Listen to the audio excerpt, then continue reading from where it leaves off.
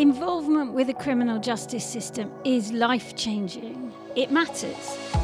Having a justice system that works is a really important part of a democratic society. I'm Penelope Gibbs, Director of Transform Justice. I'm Rob Allen. I've worked in and around criminal justice all my career. This is the Transform Justice podcast, throwing light on the criminal justice system. Hearing from people who know. It's about whether the system's fair and what can be done to make it better.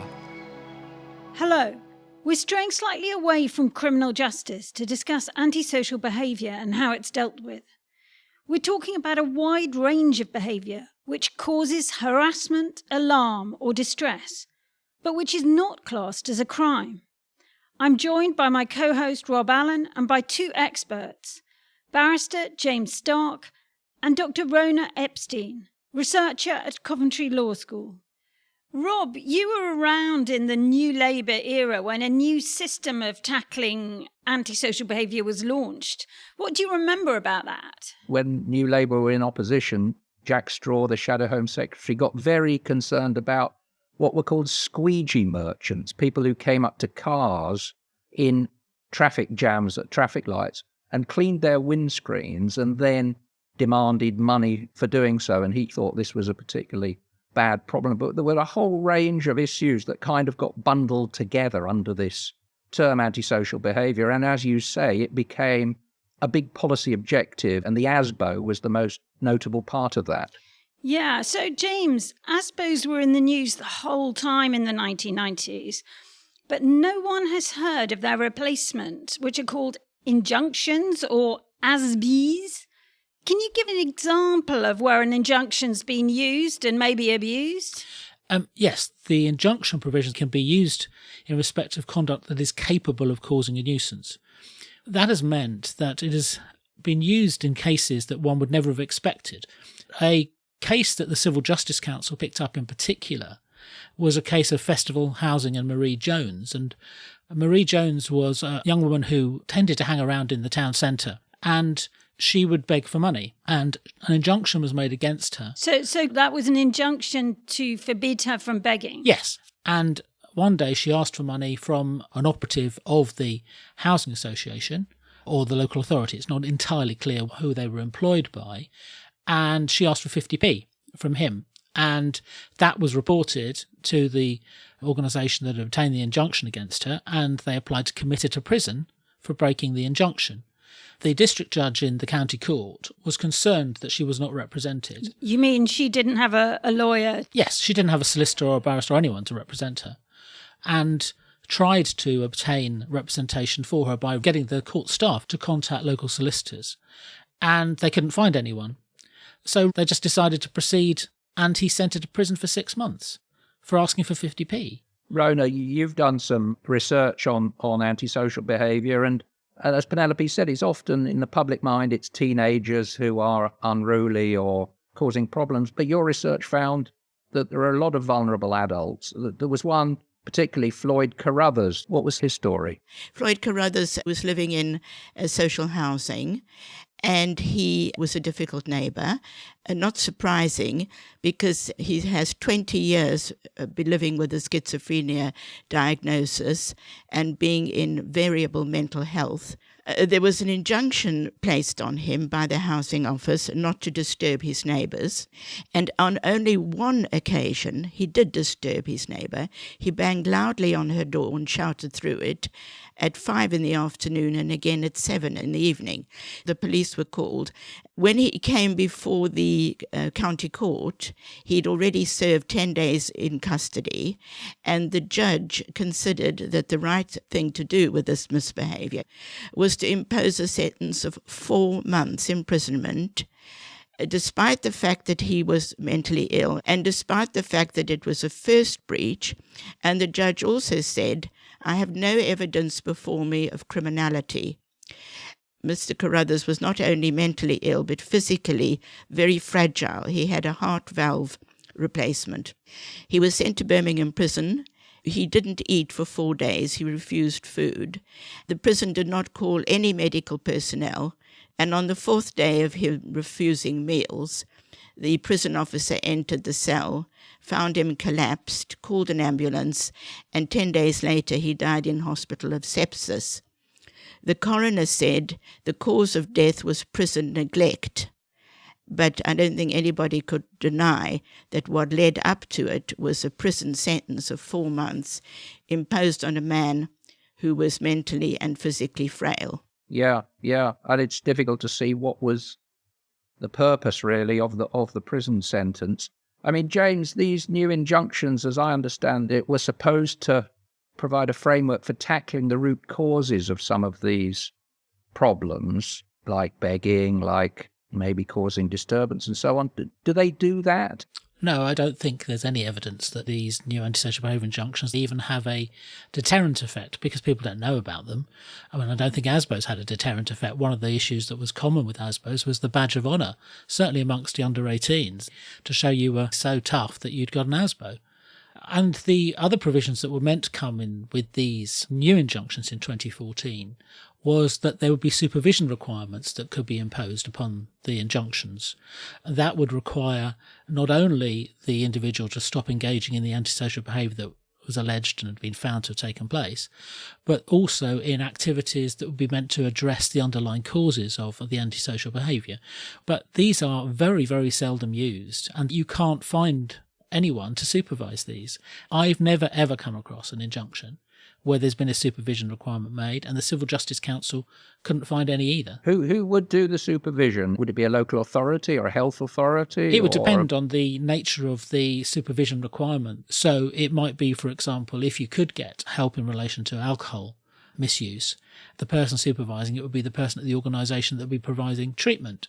In my research, I've read 308 judgments, and only one of them mentioned any requirement to attend any kind of support system. The defendant was in a psychiatric hospital. The judge said to the court that he was sending her from the psychiatric hospital straight to prison for 6 months. And he said she was asked to engage with the mental health services and refused to do so. And then there you see the problem. A person can refuse support. So, Rona, what on earth was the point of sending somebody from a psychiatric unit into imprisonment? What had this woman done that was so bad? She'd been mentally ill all her life and was a difficult neighbour. She'd made a noise with a wheelie bin. She'd allowed her flat to become dilapidated. And when the housing officer called, she let forth a stream of vile, abusive, obscene language. And in that way, she'd broken her injunction. Obviously, absolutely nothing was going to be achieved by it. And this is, again, what the judges say in the judgments. I can dismiss the case, or I can fine you, or I can impose suspended or immediate imprisonment. And the judges seem to be implying that they wish there were other options. James, you've said that you've seen very few of these positive orders, as it were, but have you ever seen a case where you thought that the actual injunction had a great effect on stopping somebody's difficult behaviour? Sometimes they do, if the behaviour concerns someone who is a malicious individual, who has completely full capacity, doesn't have mental health issues. There are unpleasant people in our communities who may try and bully their neighbours or take offence against their neighbours and then respond very nastily to them. And that is supposedly what the original antisocial behaviour provisions and these provisions were intended to deal with. But the reality is that a very significant majority of the cases that I see now don't concern that sort of nasty neighbour dispute. They concern people with mental health problems. They concern people with problems that may be consequent on mental health problems, such as alcohol abuse. That means that they kick off with their neighbours in a way when they're drunk that they don't do otherwise. And then they're slapped with an injunction, but that doesn't resolve their alcohol problems. No. And if they get drunk again, they're hardly going to then be saying to themselves, oh, I've got an injunction, I must stop shouting at Mrs. X. And that's one of the real issues with these injunctions, is it's long been the law's view that you shouldn't really make injunctions that you have no means of properly enforcing. The purpose of committing someone to prison for breaking an injunction is to stop them engaging in the behaviour. And if they're not going to stop engaging in the behaviour because mental illness is at the bottom of it, you shouldn't be making an injunction against someone who doesn't have capacity to comply with it. Yeah, and to my knowledge, absolutely zero is done in prison to try and change the behaviour of those who have been in prison because of antisocial behaviour. I mean, there's no programs which are done or anything like that. No, they are in some ways regarded as a civil prisoner, because contempt of court, which is what they go to prison for in relation to antisocial behaviour injunctions, goes before a county court judge, so a civil court judge. They then decide whether or not it is necessary to send someone to prison for breaking the order and make the prison sentence. Otherwise, their powers are very limited, either to renew the injunction or adjourn the case to see if you behave in the future or fine you. So, as Rona said, the judges are right in some ways to say that their options are limited. That doesn't mean they have to send people to prison. So basically the decision-making has moved from the criminal courts to the civil courts a bit following these 2014 changes. James, do you think that's, on balance, improved things or made them worse, or really not made terribly much difference? I think it's improved things in one particular way, and that's because the antisocial behaviour order, when it was prosecuted as a crime, it was either in the magistrate's court or, if it was very serious, would go to the Crown Court. And the real issue that we had in relation to magistrates' courts, certainly until the Sentencing Council brought out a framework for antisocial behaviour orders, the sentencing could be wildly excessive. You may remember the case of the woman who had an antisocial behaviour order in Bristol made against her because she kept trying to commit suicide, and an antisocial behaviour order made against a farmer because his pigs kept escaping, which clearly were never intended to lead to someone having an antisocial behaviour order made against them. Rona, you've looked at 300-odd cases. Do you still see this wide, excessive range of sentencing? Absolutely, I do. 2 examples, both of the judgments imposed imprisonment, and both of them mentioned mental ill health. And these were 2 men in 2 different places who were feeding pigeons. Bristol court imposed, I think it was 6 weeks immediate imprisonment for feeding pigeons. It's almost unbelievable. And the mental health issue comes up again and again and again. And the addiction. Again, addiction is a mental health issue, but specifically drug taking, leaving drug paraphernalia around the place. I mean, it's all unpleasant, but is it criminal? No, it isn't. It's prosecuted under antisocial behaviour. But then you come to the court's power to impose up to 2 years in prison. That's the incoherence, in my view, of this law. Have you got examples of real inconsistency in otherwise sort of similar cases, Rona, from the research you've done? Yes, what struck me was the case of Gillian Marriott. This was in March of this year. This lady, once again, mentally ill. This is stated by the court. Her antisocial behaviour takes the form of dialing 999 again and again and again. Now, this is a crime, but she was not taken before the court and accused of a criminal offence where she could have had a probation officer, a pre-sentence report. It was taken to court under antisocial behaviour. The court imposed 6 months immediate imprisonment. She went to prison. The day she came out, she immediately dialed 999. She was almost immediately taken for having broken the injunction, and this time the court imposed 12 months immediate imprisonment. So I looked up the criminal law, and the criminal law said that misuse of a telephone to dial emergency services is a crime, and that the maximum prison sentence is 6 months. So here is the county court doubling the maximum sentence under criminal law, pursuing it under civil law. And in fact, she ended up, from what I can work out, spending nearly a year locked up for dialing 999, which does seem quite extreme. So, James, you said that the ASBO sentences or sanctions given in the magistrates' court were wildly excessive. But surely both lots are wildly excessive. Yes. The Civil Justice Council recognised the real problem, which was there were no sentencing guidelines at all for county court judges in relation to antisocial behaviour injunctions. The general principles had always been set out that you should never send someone to prison for breaking an injunction unless there is no alternative option but to do so. But what appears to have happened in a lot of these cases is you've got a massive disconnect between the seriousness of the behaviour alleged, such as asking for 50p, and the sentences that are being imposed.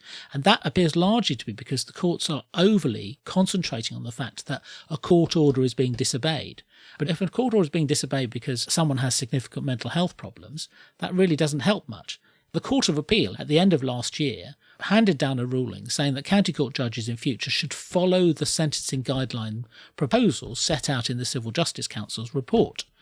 And that in particular looked at the seriousness of what was being done and the seriousness of the harm that was being caused.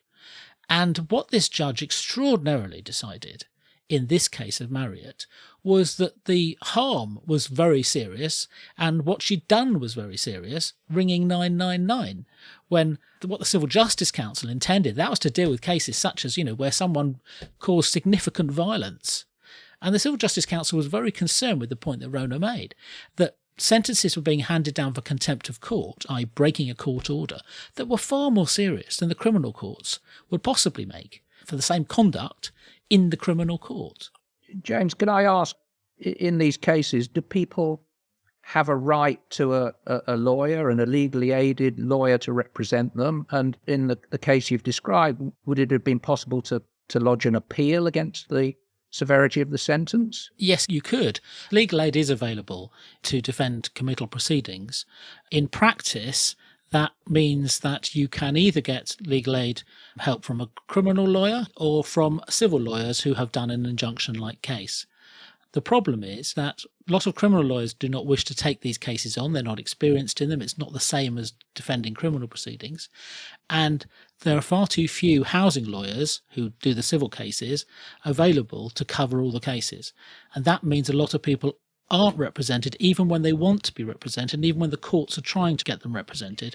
James was referred to, and he was on the working party for the Civil Justice Council report, and they found that about half was sent to prison or otherwise sanctioned with no legal representation. Rona, the Civil Justice Council report, we've mentioned it a few times now, it concluded by saying that current practices are clearly unsatisfactory and require immediate and significant redress.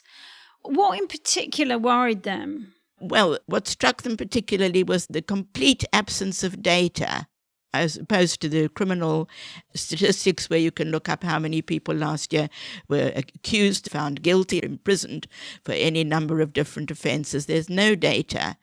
And in fact, our data, these 308 cases, must be very partial because we only have data from 50 different county courts. Well, there are 170 county courts in England and Wales. So what's happening in the other 120? I'd agree with you that this is a data and evidence-free zone because I've tried to look at it myself, and it's not just that you can't even see the number of cases. There is zilch evidence about the effectiveness of the different options available. So nobody's followed up people who've had an injunction which they haven't breached. Why haven't they breached it? Nobody's followed up imprisonment, what happens afterwards. And so it's all anecdotal stuff, including, I have to say, from the government. James, you were on the advisory group looking at this Civil Justice Council report on what was happening in antisocial behaviour cases. This sounds like an excellent report, but it came out a couple of years ago. None of its recommendations, I think, have been implemented, and it's seldom mentioned in any policy stuff about ASB. It strikes me that it's been pushed into very long grass here. Yes, I think that's right. And I think partly it's cost, and partly because, being tough and hard about antisocial behaviour is seen as politically a good thing. And it's been seen like that, unfortunately, since the antisocial behaviour order that the Labour government brought in the late 1990s. It was all about being tough on crime And the being tough on the causes of crime rather went into the long grass. Yeah, I mean, Rona, I was going to ask you about that. Why do you think it is so hard to get attention on these kinds of cases, which on the face of it look like, if not miscarriages of justice, certainly very, very rough justice? Is it because the accused are, people that won't naturally get a lot of sympathy? Or is it, as James says, because the government want to appear tough? What do you think? Well, I think there's several reasons. Leicester County Court sent a man to prison for 1 year for 2 incidents of begging in the London Road in Leicester. And when I asked the law commissioner dealing with this, do you know that county courts are sending somebody to prison for 1 year for begging? He said to me, no, I didn't know. So even the law commission, they don't get highlighted because the people doing the antisocial behaviour are the people whom, to put it in its simplest form, nobody likes in our society. The people who are not mentally ill in a quiet way, depression and so on. They show their mental illness by being loud, by being noisy, by using abusive language, drinking, use of drugs. And on the other hand, on the other side, you do have the victims. These are ordinary, hard-working people who want to live in peace, and because of the physical proximity and thin walls and bad building of much of social housing, they're the victims in the story. So that's one I do understand. The other one I have less sympathy with, which is simply being harsh, cracking down, we're not going to put up with this, is something that reads well in the public papers, and it's unfortunate. Yes, I think also in relation to begging, I mean, that is an appalling judgment. If you recall, one of the issues in relation to begging was the Vagrancy Act was still on the statute books from the early 1820s, which makes begging a crime. But that is due to be abolished. But you can only, if you break the Vagrancy Act, get a fine of about £250. And the first answer to a begging case is that there is an earlier case that says begging is not antisocial behaviour unless it's aggressive begging. So it's begging accompanied by threatening someone, abusing someone. Sitting there with a cap or a box is not antisocial behaviour. It may be awkward, it may be embarrassing to walk past someone and not give them any money, but it's not antisocial behaviour. But in lots of cases I've seen, that argument's never been run. And that's another real issue, that people are getting injunctions made against them when they shouldn't have them being made against them at all. And then they're being enforced against them and they're going to prison for breach of an injunction that should never have been made in the first place. I mean, I'm sure you're right, Rona, that in certain forms of antisocial behaviour, of course, the victims are an important part and they have had an increasing voice in this. But it seems that people accused of antisocial behaviour really have very little kind of voice. They may not have legal representation. They have very little public sympathy. I mean, James, do you think in a sense they're kind of forgotten people in the justice system almost? Yes, they are. And I think another issue that concerns me is there's too much of a concentration on what happened to the individual there and then, rather than what the reasons were for them breaking the injunction. And that is a real worry, because there's not enough looking at the social context of this, i.e., did they have a social worker? Are they being properly supported by the health system? So, James, I understand that the government have recently produced some proposals on how to deal with antisocial behaviour. The Labour Party obviously hope to form the next government, have got ideas for new respect orders. Have you had a chance to look at what's being proposed, and do you think there is any merit in what people want to do going forward? I thought both sets of proposals were deeply depressing because they were back to enforcement without any consideration as to actually how you address the problems caused by antisocial behaviour and why people commit antisocial behaviour and how you properly protect victims from antisocial behaviour. The only thing, the headline thing I saw from the Conservatives' proposals was like dealing with cases within 48 hours, which is just, it's as absurd as Tony Blair's marching kids to cash points, if you recall, from the 1990s. What was that about, marching kids to cash points? Tony Blair proposed that antisocial behaviour orders should be toughened up. So, for example, if someone committed antisocial behaviour, the police could give them a fixed penalty notice and march them off to a cash point to pay for it. I mean, it was just preposterous, and it was quietly dropped. The Labour proposals are odd because they say they're going back to looking at being tough on crime and being tough on the causes of crime. And then there was a lot of stuff about the current injunctions, the ones that we are so concerned about how draconian they can be, not being strong enough. Now, they may have a point in the sense that they have never been very well publicised and people don't know about them, but the idea they're not strong enough is just nonsense. The second point was the idea of this respect order. Now, I've not been able to work out at all what a respect order is going to be. Is it going to be a sort of extra tougher order after you've broken an injunction, or is it just going to be the ASBO under a new name? Because they appear to be suggesting it's going to be for sort of like really persistent antisocial behaviour, but that was always the case with the ASBO. So, no, they're not impressive as far as I can see. Rona, what do you think? Well, I had exactly the same reaction as James to reading the government proposals. I thought it was a dreadful, poor document because it had nothing about the social background. It was treating it purely as though everybody has a choice, be social or antisocial. And I don't believe that is the case. I believe all of us would be social if we had the ability. And where you get people who are in very difficult circumstances, mentally unwell, addicted, going through terrible crises, you can't just tell them to behave. You have to support them to behave. We're not talking about the naughty 4-year-old who's putting his fingers in the biscuit jar, where you can say, just stop that. We're talking about adults who have a social and an economic and a familial background. So I thought it was a really retrospective document with no focus on justice or social equality at all. James, the political parties are clearly concerned that victims are not getting the response they need or any response at all when they complain about antisocial behaviour. Surely until we deal with victims better, that demand for tougher action will only get louder. Yeah, well, that's true. And I think one of the real problems, however, is that the police have started treating antisocial behaviour as if it's a civil matter. They don't attend antisocial behaviour where there's a dispute. They say report it to your landlord, report it to your housing association, report it to the council. And if you recall, I think it was the Fiona Pilkington case in which she set her car alight with her and her child in after they had been subjected to persistent antisocial behaviour, and the police had really washed their hands of it. And, you know, antisocial behaviour, certainly in particular when it is malicious antisocial behaviour that's not being caused by mental health issues, for example, should be treated as a significant crime by the police. And the real problem is that police resources have been massively cut, and they see it as low-level stuff, unless it involves drugs, as far as I can see.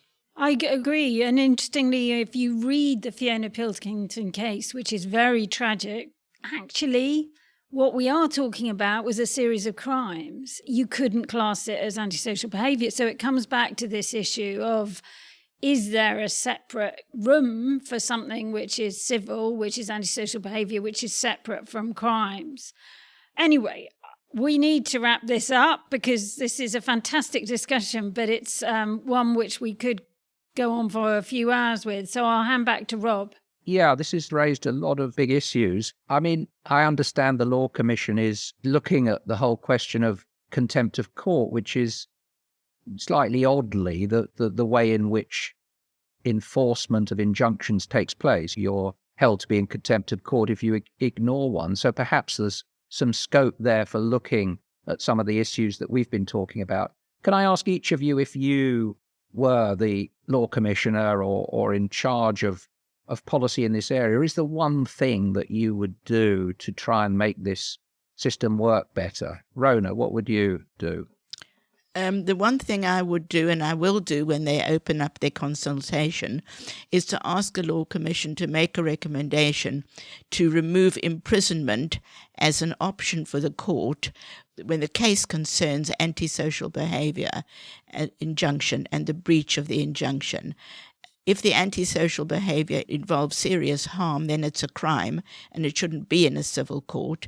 If it is what we think of as antisocial behaviour, being noisy, using abusive language, then it is a problem, but it's a social problem. It needs a social answer and it should not involve imprisonment. It's an abuse in my view, of the prison system, which is there for the most serious crime. Okay. And James?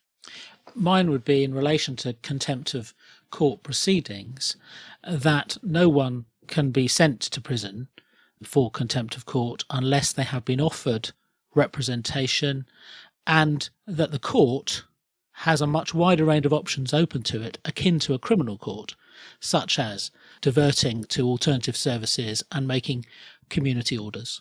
Rob, what about you? You're head honcho law commissioner. What would you do? Well, I've been quite shocked by what we've heard, really, and some of the penalties that are being dished out just seem wildly disproportionate to the conduct involved. The one thing I would do is what James said, I think, which is allow some of the alternatives, the community-based alternatives to imprisonment, to be available in some of these cases. For example, probation. For example, maybe electronic monitoring, which includes sobriety tax for people with alcohol problems. For some of these cases, surely that should be available. I totally agree.